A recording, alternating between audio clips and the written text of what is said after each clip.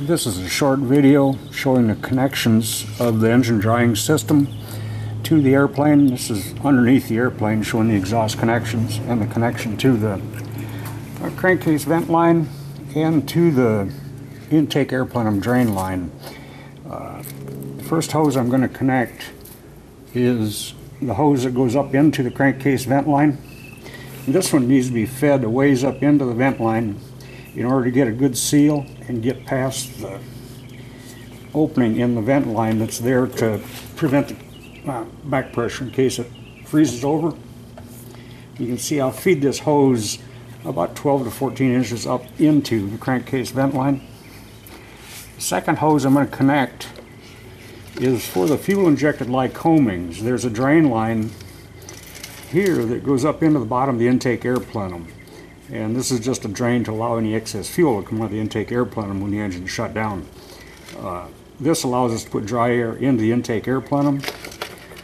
There's two small lines the same size here, the one that goes to the intake air plenum and another one that goes to the fuel pump. The fuel pump does not need a line connected to it. And then the exhaust, pumping dry air into the exhaust, just use a plastic cap that fits snugly over the exhaust pipe, and you just slide that up and over the pipe, so that pumps dry air into the exhaust. And that's it as far as the connections on the bottom of the airplane. The engine drying system is composed of a couple pieces. First is a system case on this side. This houses a relative humidity sensor and temperature sensor, and coming in on this side of the case, the return air coming in from the engine, the relative humidity is measured, and if that relative humidity is above 10%, there's a pump inside the case that turns on that pumps dry air, or pumps the engine air rather, out of the system case into this bottle of desiccant. And this holds about 48 ounces of desiccant. It's a blue indicating silica gel desiccant that changes color as it gets saturated. The dry air comes out of the top of the desiccant bottle and feeds down into the intake air plenum, into the crankcase vent line, and into the exhaust system. The connection to get the air back from the engine is, there's different fittings depending on the engine type.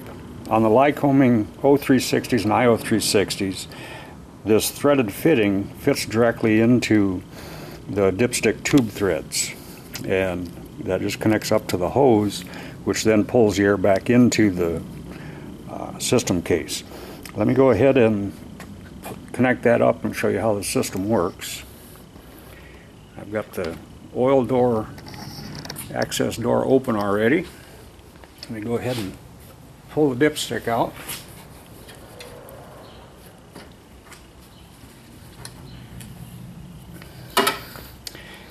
As you can see, the threads on these two are the same.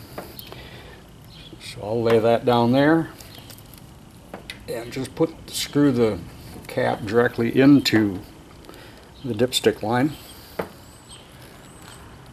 and connect the hose up to it.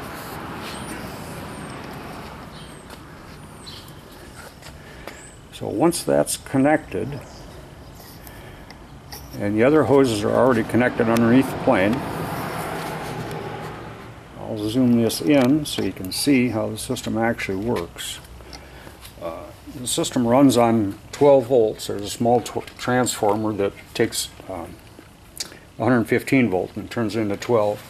Plug it into the side of the case, the system automatically turns on, and then it starts measuring the relative humidity of the air coming back from the engine into the system case. And you see it start out about 15, immediately drove it down to 5 and shut off. There's a little light here called work that lights when the pump is running, and the engine is already dry in this case, so it didn't really need to run very long. And now you can see the relative humidity is gradually climbing back up, and it'll climb up to 10% and then it turns back on. So it constantly does this 24 hours a day, 7 days a week, where it's measuring the relative humidity of the air from the engine, and when it reaches 10%, it turns on and drives it down to 5 and then shuts off. Let me give you an indication of how sensitive this is. I just pull the line out of the dipstick tube, and I'm going to blow into it and watch what happens. You see, I immediately drove it up about 50% relative humidity. I plug it back into the engine, and now you can see it's pulling the air out of the engine, and it's going to drive it right back down below 5 and then shut off.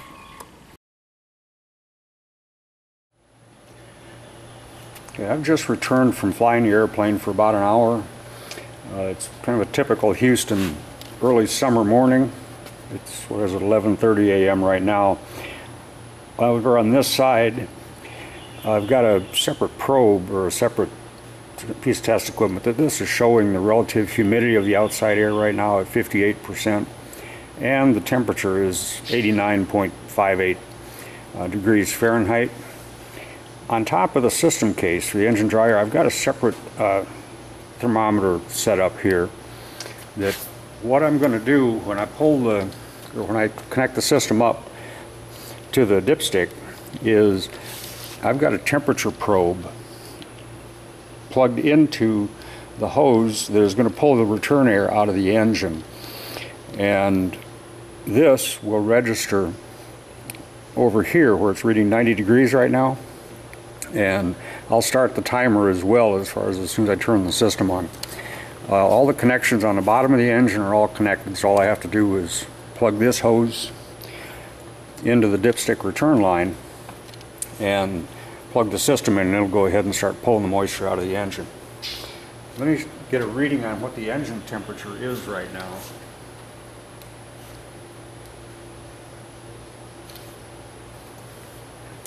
Okay, I've got an infrared temperature sensor, and this is showing the base, what the temperature was on the base of the cylinders is 208 degrees right now. So I'm going to pull the dipstick out.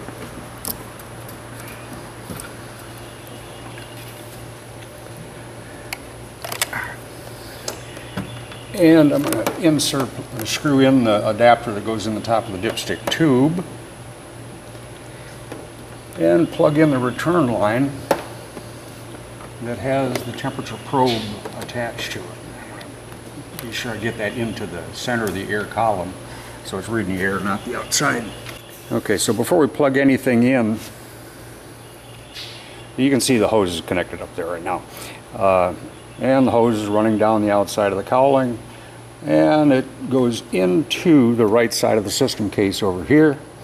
And as soon as we plug the system in, we'll start reading the return air relative humidity on the system right here. And you can see right now the air temperature at the hose is reading about 97. So let me plug that in and start the timer. Now what we want to do is we want to capture both the temperature of the air and the peak relative humidity of the air coming out of the engine. You see it's 74, 76 right now. 78, 131, 132 degrees, 134, it's 80.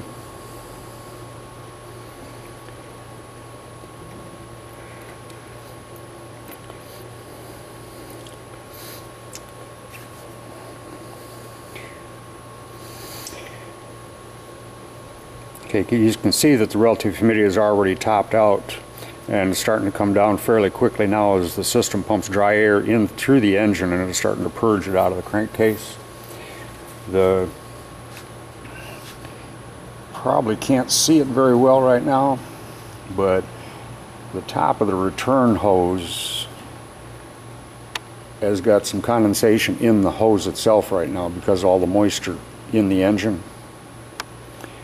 Get this back down on the system so we can continue monitoring what it's doing.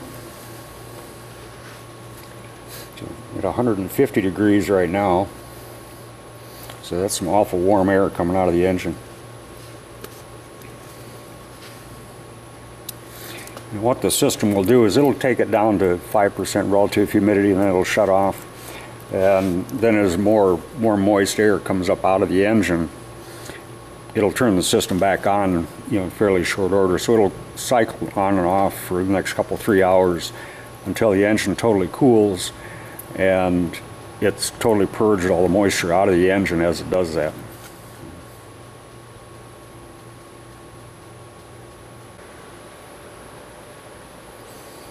You can see this just passed 10% now, and the work light here indicates that the blower is still pumping the air through, out of the engine and through the desiccant and back into the base of the engine.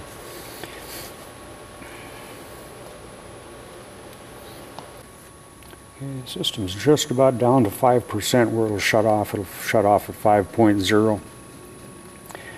And once it does, it'll go ahead and then just start climbing back up and turn back on again at 10% where it'll start the cycling process. And you see the temperature of the air is still reading about 156 degrees.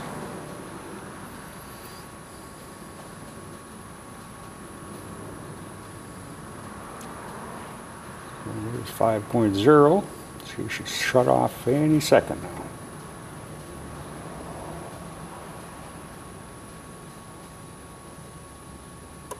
There we go. 15 minutes and 19 seconds.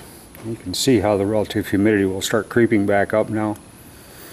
Now the temperature is going to drop a little bit because there's no airflow coming past the temperature probe in the line right now. But as soon as the system turns back on at 10%, that temperature will probably climb back up to about where it was when it shut off.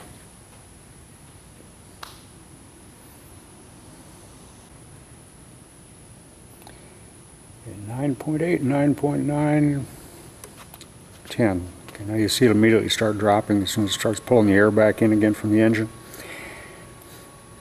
And you see the temperature is going to start climbing back up in the neighborhood of 150, 155 degrees, I would imagine.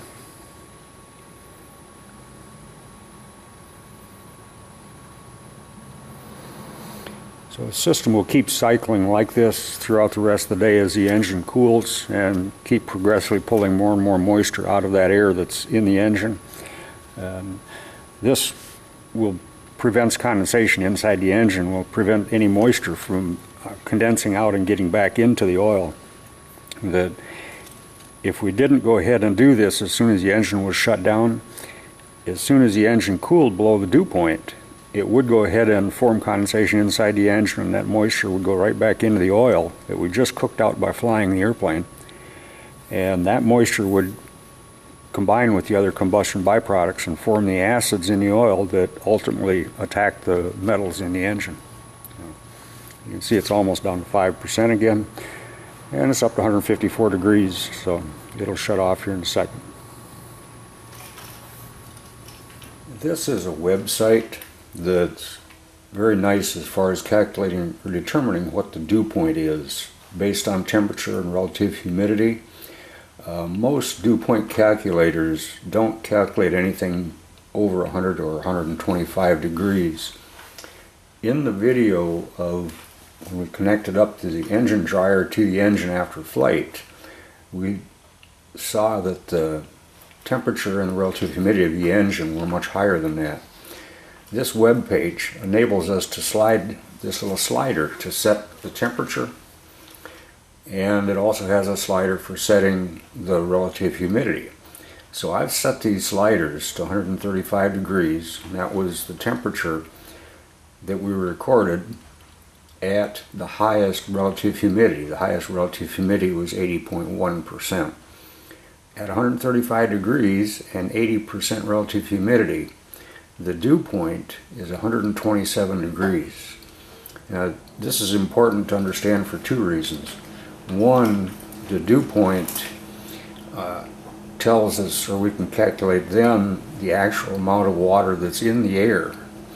And two, that temperature of 127 degree dew point is the point that that moisture in the air will start condensing out inside our engine as soon as the engine cools to below that temperature. So you can see from here, this 127 degree dew point is a key number we need to keep in mind.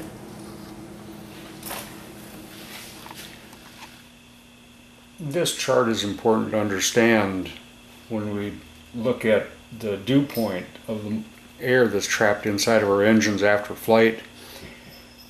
If we see a dew point of the air trapped in the engine between 120 and 130 degree dew points, there's a lot of water that's in that air.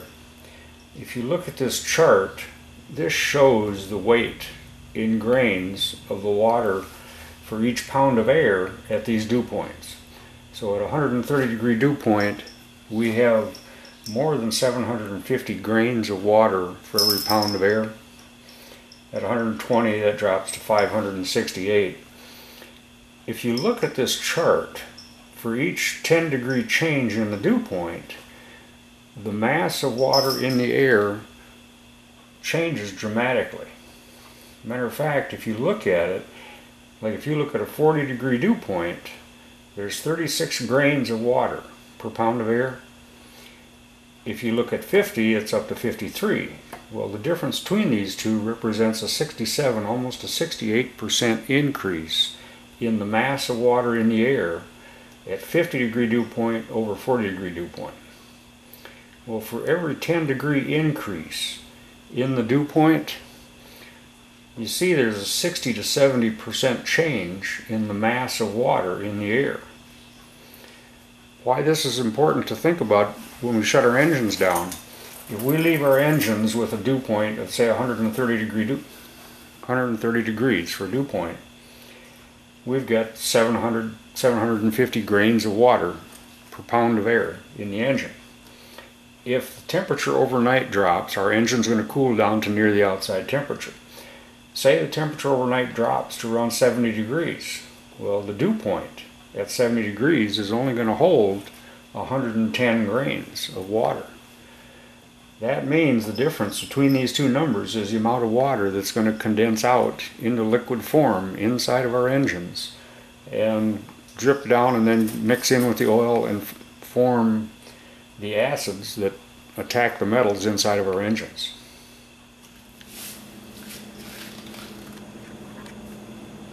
This chart shows the oil analysis results from my aircraft engine over the last almost 2,000 hours of tach time on the engine. This starts at 849 hours of tach time and goes up to 2,428 hours of tach time.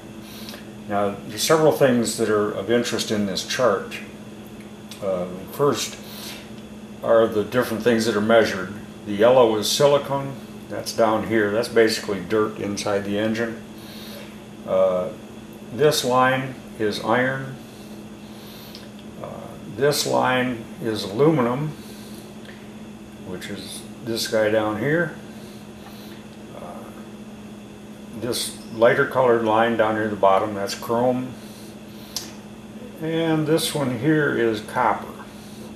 Now, the bottom line here, nickel, is right at the bottom of the graph up until the time we get to 2100 and or actually 2229 hours.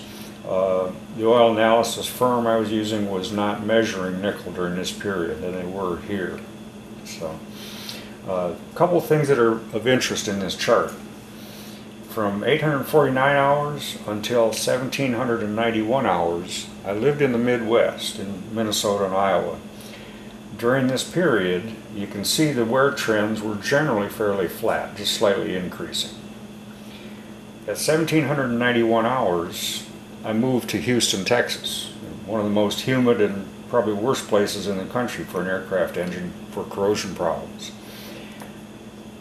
After 1791 hours, you can see the wear trend went like this. At 2229 hours, I completed an engine overhaul on the engine. So from this point up to 2269 hours, you can see a spike. Well, this is the break-in period for the engine, so that's to be totally expected. There's going to be a lot of wear inside the engine during break-in. At 2260 hours, I started using the engine dryer on the engine, and now you can see what the wear rates inside the engine look like. It's a dramatic change from what it used to be in Texas, and it's even a dramatic improvement over what it was in the Midwest. Now, One of the things about the oil analysis results is Blackstone Labs, who's doing the oil analysis for me, they provide universal averages along with their analysis. The universal averages are the average of all the wear rates for all of the same engine type. Now this is on a Lycoming IO360. They have about 900 engines that are Lycoming IO360s that they include in their universal averages. The universal averages for these wear metals are in this range, not down here, which puts it right back in the middle of what it would look like right in here. So even based on the Blackstone averages for the same engine type, this wear rate is extremely low. And this is in Houston, Texas, one of the worst places in the country for humidity.